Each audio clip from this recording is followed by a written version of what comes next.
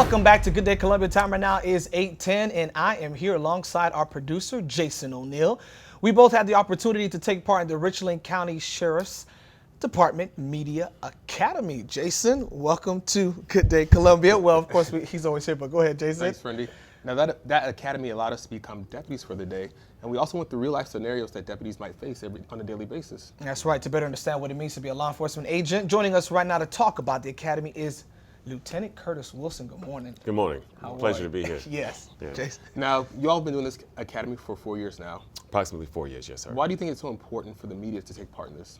Well, Sheriff Leon and I want to develop this program so that therefore the media can get an understanding as to what Richland County Sheriff's deputies do on a daily basis. Of course, it's like a crash course for you guys. You get it all in one day in a sense, but it's a training that we go through over a period of time as well. But it gives you an idea when we're placed in certain situations, how things go from 0 to 100 quickly, and also what we do on a daily basis as far as training as well. And speaking about that training, there was one thing that we learned before we went out about deadly force, and about how cops are able to justify deadly force, and there's a theory behind that. It's the +1 theory. Okay. If we're dealing with someone who has a knife, then of course we'll go to the gun. If we're dealing with someone who has a gun, then it basically it's deadly force. It's just that +1 continuum that we use, and all of this is what we call on our tool belt. Of course, we have the OC spray, and we have our baton, and then of course we have our weapon and so forth. But again, the first and foremost thing that we try to do is what's called verbal judo.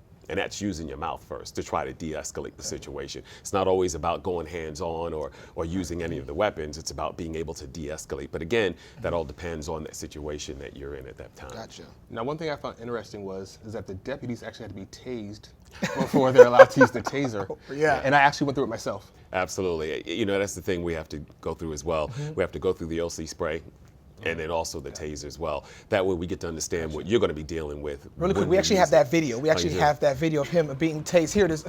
Okay, put us through this. You got it, Jason. Well, Jason can probably tell you better because he felt it. Yeah. Yes. I'm sorry. That was the worst part of it. So when you see these stories about people who actually are able to run away when they're getting tased, I don't know How does it feel? Yeah. Like it's that adrenaline that flows. But basically, if you comply, there's no taser. If you comply, there's no OC spray. I prefer to get tased than OC spray because that lasts a lot longer when you shut down all of this up here. But the taser basically is done to get you to comply. If you're not doing what a deputy asks you to do, if you're a fleeing felon or something of that nature, and you're a danger to society, then the taser is deployed to use. And what it does, it stuns you for about 5 seconds. And if you don't comply, of course, they have the ability to stun you again. But it's just about compliance, and that's what it is. And you only feel it for the time that it's on. Right. I agree. I agree.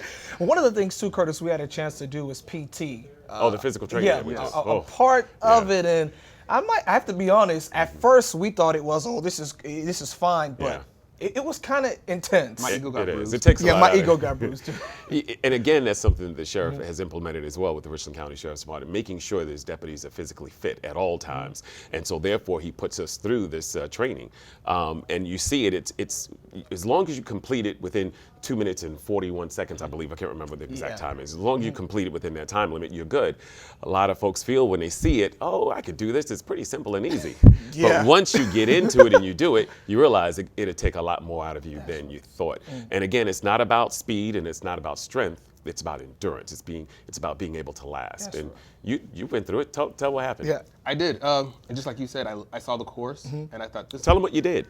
Gotcha. We're gonna come back. We're gonna come back and we're gonna let you all know how he felt with that. Stay with us. There's more Good Day Columbia coming up after this. All right, Lauren, thank you so much for that. All right, before the break, we're talking about the Media Academy, and Jason is going to talk about his experience. So like the regular person, I saw the obstacle course. I thought it'd be a breeze. Yeah. I started off very fast. I did too, Jason. I blew through the first 2 hurdles. Right. Got over the hurdle, went through the crawl, got to the part where I had to drag the dummy. That dummy. Yeah, Lieutenant Curtis Wilson is joining us now here, and we were talking about the Media Academy. I thought you were calling me the dummy. Oh, no, not you. That dummy.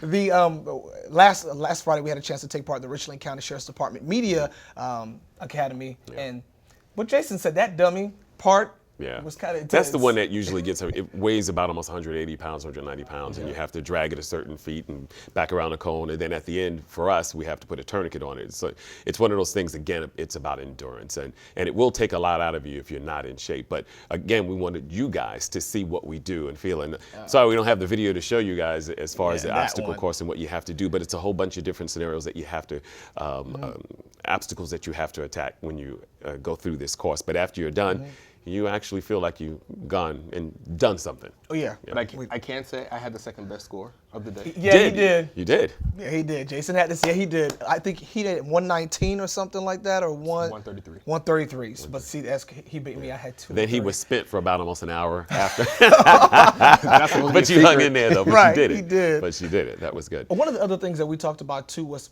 pain compliance, and there's actually a video. Captain Flowers actually showing us, and even go through the video for the folks that are watching. Oh, okay. Basically, Captain Flowers is taking one of the media people right there to show them exactly if you're not doing what you're asked to do, then there are certain things that we can do to help move you along to comply with what we're trying to do.